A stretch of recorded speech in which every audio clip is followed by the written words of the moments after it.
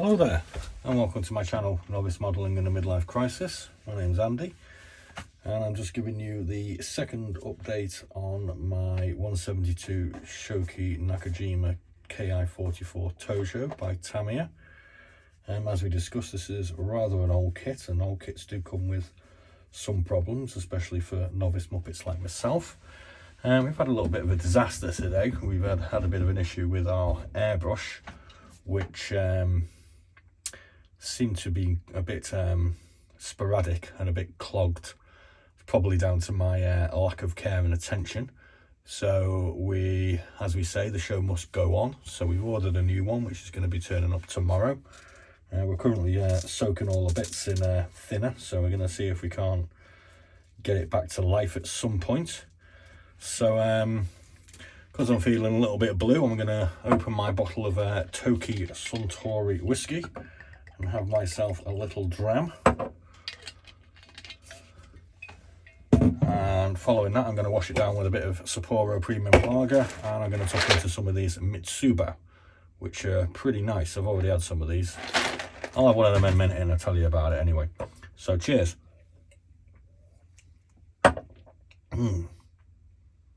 God damn, that's kind of nice. It says it's got hints of apple and melon. Right, so what we've been doing is, because our airbrush is temporarily out of action, we've painted the bottom surfaces with a brush using our AK aluminium RCO20. I don't know whether this was part of the problem. It really did seem to be very lumpy, even though I did it to a 50-50 mix in the airbrush. So I'm not too sure whether I'm going to be using this particular one again on the airbrush. So we've had two coats on this so far, and it's looking kind of reasonable for me, I think. I'm actually thinking about maybe applying a wash of some sort to this, because we've got very pronounced panel lines. So I think that's going to be a good opportunity to have a go at doing that anyway, because the panel lines are so very obvious on this. So we've done the bottom surfaces, we haven't done the top surfaces, so that's basically what I'm going to do while you're listening to me rambling on. I have actually had a go of the Mr. Surface 500 thinner today, because we did have some quite nasty gaps where the wings joined the fuselage. Most of the problem was down to them just needing to be pushed up and re-glued. So we actually only had a very small gap to actually deal with, and I must admit I kind of like this. We used a little bit on the top here and along here, and it just brushes in like glue, I suppose, and I just gave it a bit of a light sanding, and it's not come up too bad, so I'm quite happy with that. So that's a bit of a find as far as I'm concerned. It does kind of kill the brush, but I used an old brush. I've got plenty of brushes knocking around, obviously, as you might have seen. I'm still actually kind of using my original Nice Pro brushes that I got off Amazon, but I have been using this Vallejo brush for the fine detail on the Pilot. Now, I wasn't going to use any of my new brushes, but this one actually turned up cracked in the post, so the people that supplied it to me kindly sent me another one. So I thought I might as well use this, because as you can see, it's got a really dainty brush head on it, so it was pretty useful for doing the figure. So anyway, let's just get on with this, I suppose.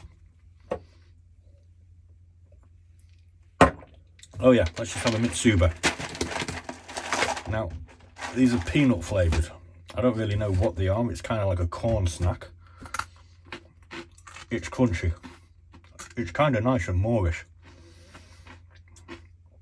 I can't really compare it to anything that I've had.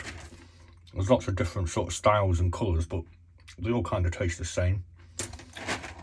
Some of them have got seaweed wrapped around them as well. I don't know. It's kind of sweet, but kind of savoury. I kind of like it. I could probably sit here and eat it all night. So anyway, let's get on. I've been using this flat zero nice pro brush with quite a big head on it. Seems to spread the paint around quite well.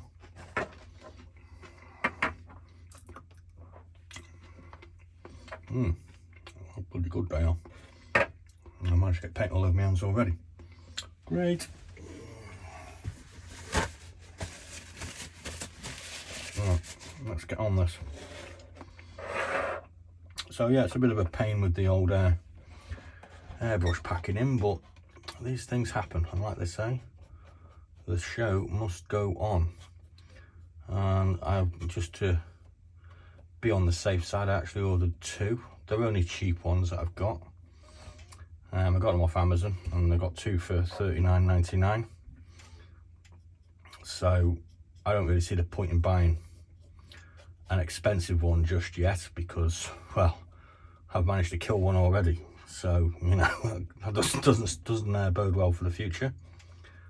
Likewise, I've got a load of other rather nice paintbrushes available to me, but I'm not using those yet either. Quite happy just to use these cheap and cheerful ones at the moment. So there we go, we're getting on with that wing.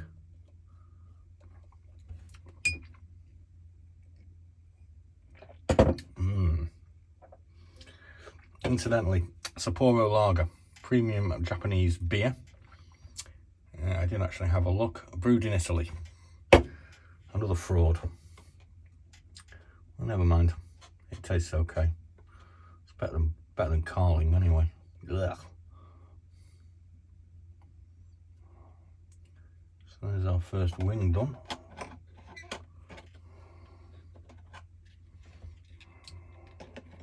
Turn around and do the other one.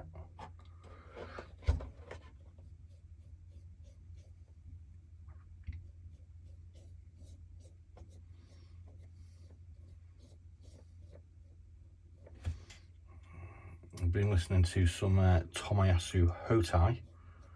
For those of you that aren't familiar, he's a rather talented Japanese artist from, well, I'm going to say the 90s or maybe the 80s. He's a bit of an old dude. He did a tune called Battle Without Honor or Humanity, which is rather famous from the Kill Bill series. I kind of recommend you maybe giving that a listen at some point, since we're doing a Japanese week. I've had a few comments about the Vapors turning Japanese, and I must admit, when I was buying my snacks and booze from Uncle Jeff's Bargain Bazaar, otherwise known as Amazon, I was actually happily singing along to that particular tune. I'm not exactly sure what the I know people play music on videos, but I'm not exactly sure what the exact rules are regarding copyright. There are sort of advice things on YouTube when you look at these things from a creator's point of view, and to be quite honest with you, all these like bloody stereo instructions doesn't really make an awful lot of sense. But then maybe I'm just a bit simple when it comes to these things. So I'm afraid we won't be getting any musical entertainment just yet. Plus, otherwise, as I previously said, my editing skills are non-existent.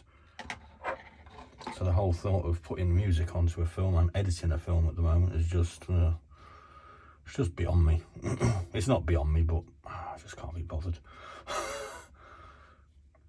I'm sure I'm going to have to though, because my, I'm pretty sure my computer is about to get up and die. It's not been helped with its longevity, because I actually tipped half a bottle of beer into it the other week. And I can tell you that for 2 days it didn't work. And it just seemed to come back to life again, and we'll maybe get another couple of weeks out of it. I think we might have to go to the shop and get a new one then. And that might solve a few problems with the length of my videos and me having to waffle on while I do stuff on here. I do apologise, I'm sure I'm not the most interesting person in the world, but I'm building a plane at the end of the day, you know? That's why you guys are here, to watch me build a plane. And not do it terribly.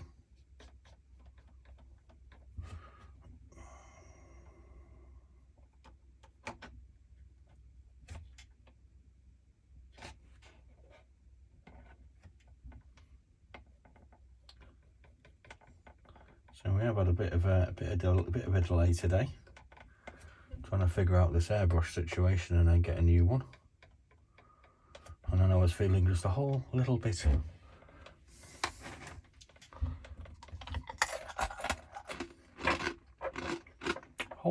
quiet.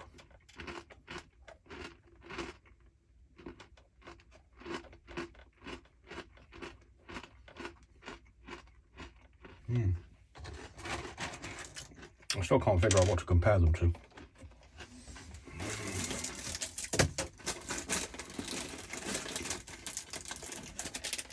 Let's have some sweets.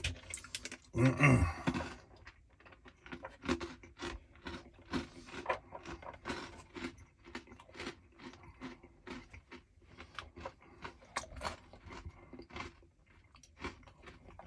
we go. Not too bad.